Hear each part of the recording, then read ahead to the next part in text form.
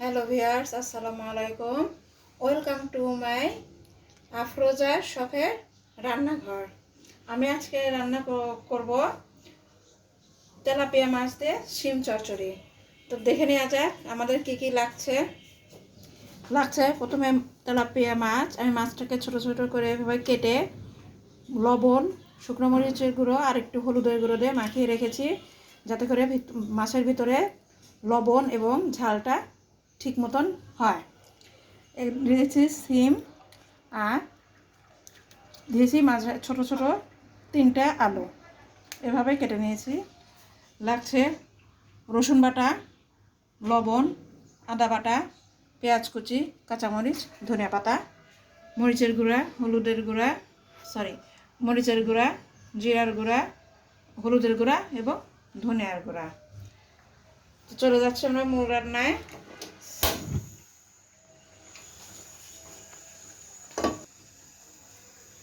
এখন আমি এখানে দিয়ে দিচ্ছি তেলটা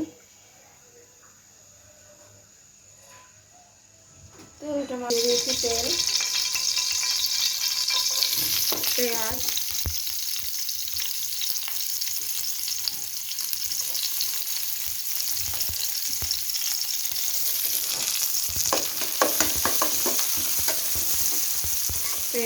পেঁয়াজটাকে আমি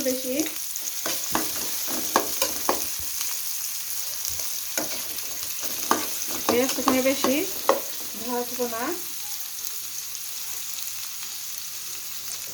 দিয়ে দিব সামান্য পানি। যেহেতু আমি চচ্চড়ি করবো, মশলাটা কষিয়ে মশলাটা যেন নিচে পুড়ে না যায়, সেজন্য আমি সামান্য পানি দিয়েছি।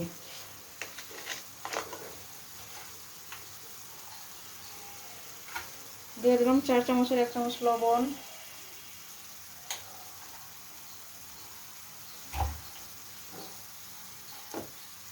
1/2 চামচ আদা বাটা,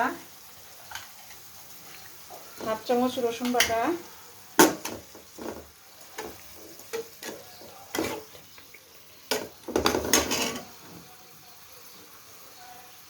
হলুদের গুঁড়া, ধনিয়ার গুঁড়া, সামান্য জিরার গুঁড়া,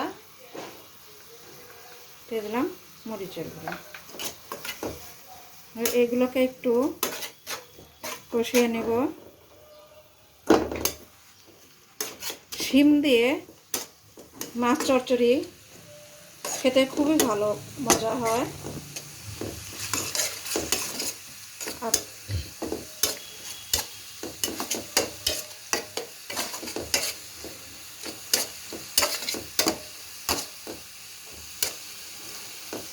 মশলাটা আমার সুন্দরভাবে কষানো হয়ে গেছে, দেখতেই পাচ্ছেন তেল ছেড়ে দিয়েছে।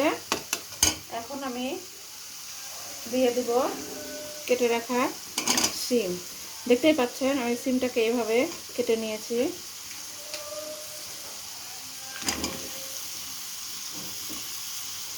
আমরা শিমটাকে একটু হালকা কষিয়ে নেব।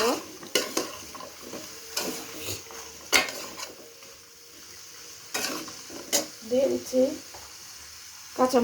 কাঁচামরিচগুলো আমি এভাবে মাঝখান থেকে কেটে নিচ্ছি।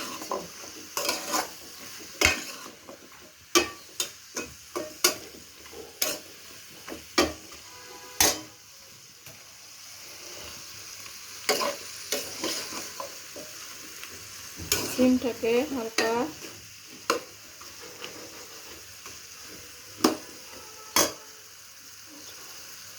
সামান্য পানি দিব, যাতে করে নিচে লেগে না যায়।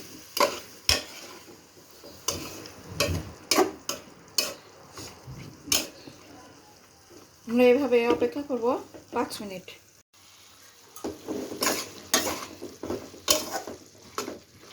দেখতেই পাচ্ছেন আর সিমটা যে সামান্য পানি দিয়েছিলাম আর বাকি পানিটা সিম থেকে ছেড়ে দিয়েছে। এখন আমি দিয়ে দিব মাখিয়ে রাখা মাছগুলো।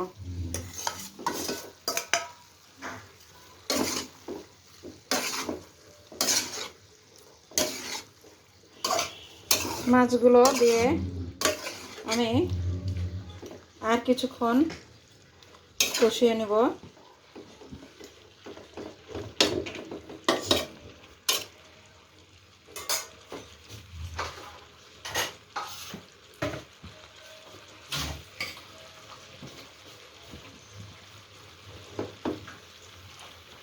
এখন এটাকে ঢেকে দিচ্ছি কিছুক্ষণের জন্য।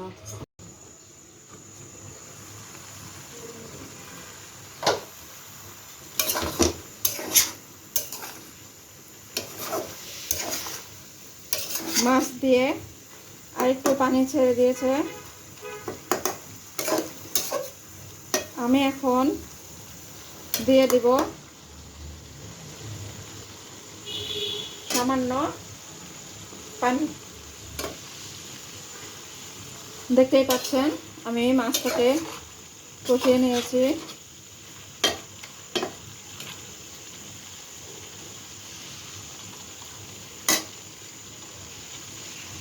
দিয়ে দিলাম হাফ কাপ পানি, কারণ শিম সেদ্ধ হতে বেশি পানির প্রয়োজন হয় না। এখানে দিয়ে পানিটা দিলাম কারণ শিমটা একটু সেদ্ধ হবে আর মাছের মধ্যেও ঝাল মশলাটা প্রপারলি হবে, এই জন্য আমি দিয়ে দিলাম হাফ কাপ পানি।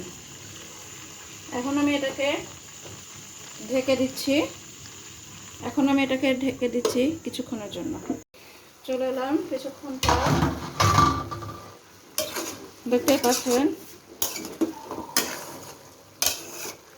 ডিমটাও সুন্দর সেদ্ধ হয়ে গেছে আর ভেঙেও যায়নি।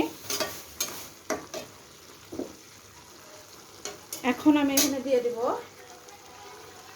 একটু ধনে পাতা কুচি।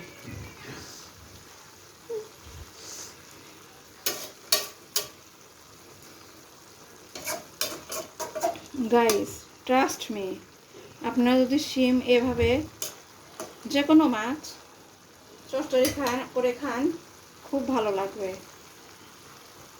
বিশেষ করে এ ধরনের তেলাপিয়া মাছ, পাঙাশ মাছ আর চিংড়ি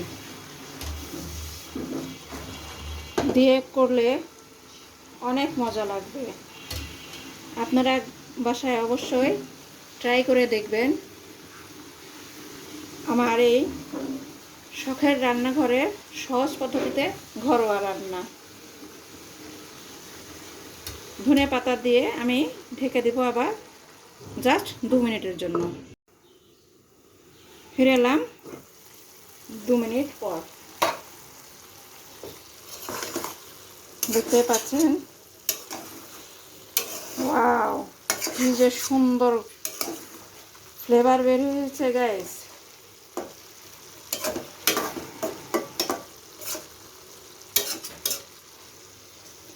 আমরা এটাকে বেশি নাড়বো না, নাড়লে মাছটাও ভেঙে যাবে, শিমটাও ভেঙে যাবে। শিমটা দেখতে পাচ্ছেন একদম ডাটো ডাটো আছে, বাট খুব সুন্দর সেদ্ধ হয়ে গিয়েছে।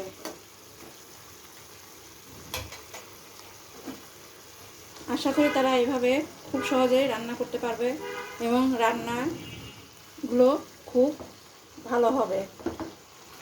আপনারা অবশ্যই ট্রাই করবেন। এই চচ্চড়িটাকে আমি একদম পোড়া পোড়া করবো না, হালকা ভেজা ভেজা থাকবে। আমি এখন নামিয়ে নেব। ভিউয়ার্স, কেমন লাগলো আফরোজার শখের রান্নাঘরের সহজ পদ্ধতিতে সহজ রান্না? আশা করি আপনাদের ভালো লাগবে, আর আপনাদের ভালো লাগলেই আমাদেরও ভালো লাগে। তাই আপনারা, আশা করি আপনারা আমার এই চ্যানেলটাকে লাইক কমেন্ট করবেন এবং অবশ্যই সাবস্ক্রাইব করে আমাদের পাশে থাকবেন। ধন্যবাদ।